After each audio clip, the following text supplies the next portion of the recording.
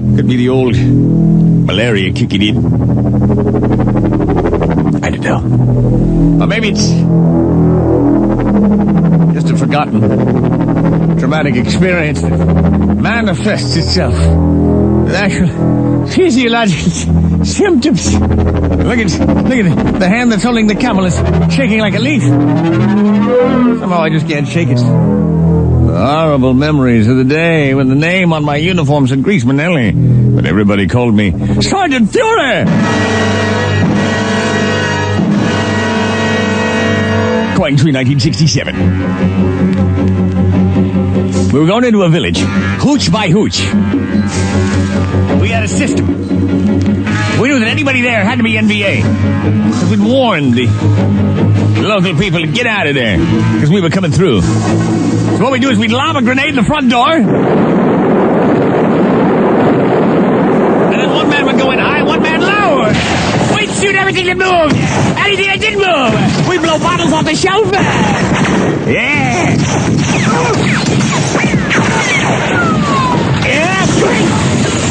Anybody that moved, we'd stitch him. Well, we pretty well cleared out the village. We'd caught a couple, and we were walking around mopping up. You know what it is to mop up? That's if one of them's still moving. You kind of walk over to him and dispatch him cleanly. It's called mopping up.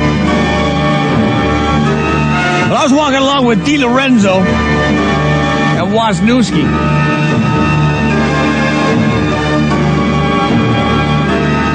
When one of the guys we thought we had mopped up got up on one elbow and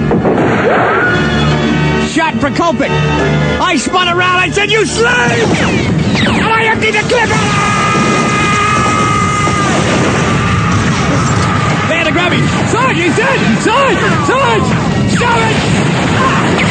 I mean, I just hailed the trigger down. I was carrying the M60 and it blew me back about 10 feet. I just emptied the whole belt of... And then I ran over to Prokopic. It didn't look good. He was gut shot. I said, "We're going to get you out of here, Prokopic." He said, "No! That little foray of ours probably let every NVA within 100 miles know we're here. They'll be coming down on us hard, Sergeant. I want to buy you some time." I said, "No, Prokopic." He said, "No, I'm telling you no. For the first time, I'm disobeying an order. Sergeant, I want you to rally the men and get out of here. Set me up with an M60, a pack of Camels. Anybody got any booze? Leave me a half a bottle, and I'll hold them off for you. As long as I got a breath, I'll keep shooting. And then at the last second when I'm about to be overrun, I'll start enjoying Rosie for one last powerful Shangri-La." I said, "All right, Prokopic, have it your way. Man! Mount up there!" I could see he was already fading away. I lit a Camel and I placed it between his lips. Somebody had half a bottle of Jack Black. They left it in his hand, and I set up the M60 and stretched out a long belt of ammo. I gave him a couple of grenades and a pat on the back. He smiled. "Semper Fi, Sarge. Semper Fi." I said, "Yeah, Prokopic.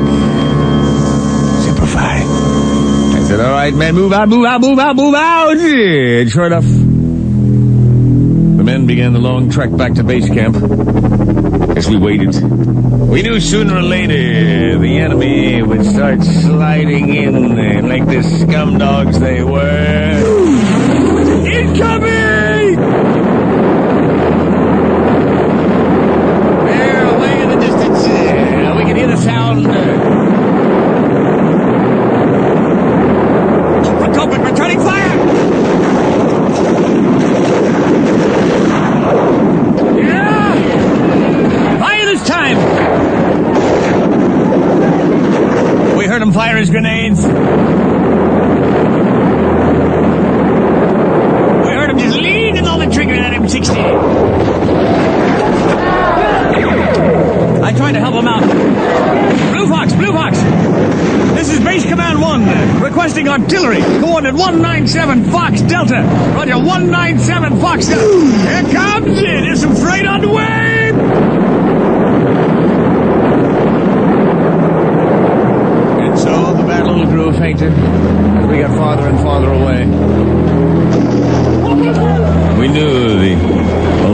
folks.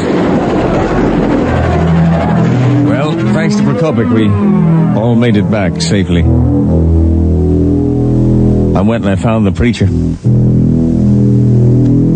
I said, Padre, I ain't been a religious man, but I want you to say a prayer for somebody who's right now knocking on heaven's door. And I told him what Prokopik did, and I put in his name for a medal.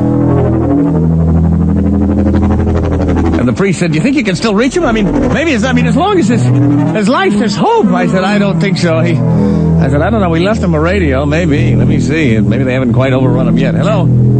I said, this is Blue Fox Ranger, Prokopik. Do you read me? Do you read me? And all we could hear in the distance, all we could hear over that radio was the sound of gunfire and the sound of...